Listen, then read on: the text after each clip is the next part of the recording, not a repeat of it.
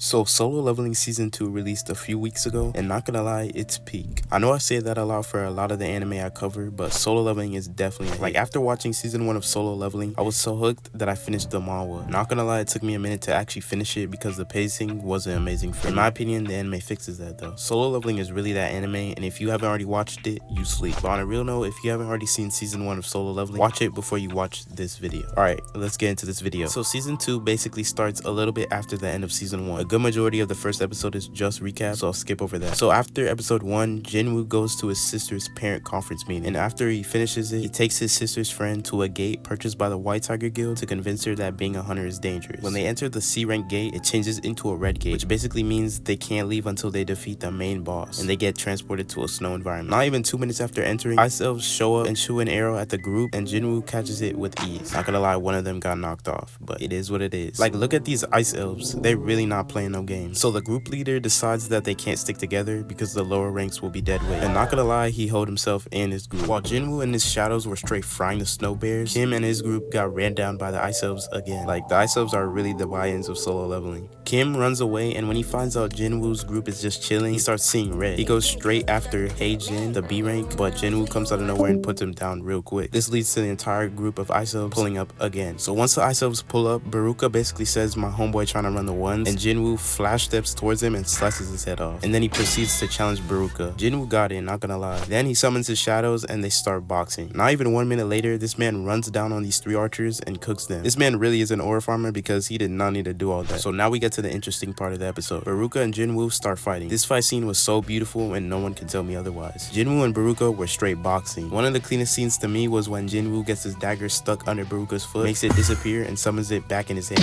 This whole fight is straight cinema. And out of nowhere, Jinwoo's shadow spawns in a meteor. While all of this was happening, Kim was still asleep. So after Jinwoo drops the meteor, he wakes up. Kim and Baruka both start running towards Jinwoo, and look at Jinwoo just standing there. But when they both get close to him, Igris bodies Kim, and Jinwoo turns him into a shadow named Iron. Now we get to arguably the best part of the episode: Igris and Jinwoo versus Baruka. The animation for this entire scene was clean. Igris and Jinwoo were straight jumping Baruka for a little bit, but Jinwoo and Baruka got back to the ones eventually. Jinwoo throws his dagger and uses telekinesis, which I didn't even know he had, to make it fly back to him. The fact that Baruka was able to parry the attack is crazy. Then Iron pulls up out of nowhere and sneaks in, and he starts getting jumped by the mages. Baruka tanks the attack, but Jinwoo pulls up next to him with his dagger and puts it in his side.